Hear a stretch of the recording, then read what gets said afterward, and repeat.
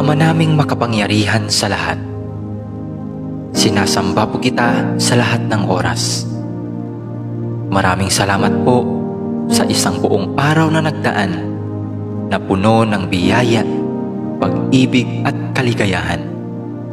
Salamat din po sa mga pagsubok at mumunting mga luha na dumating sa aking buhay, na alam ko pong siya po ninyong paalala sa akin na kayo po ay Diyos na buhay.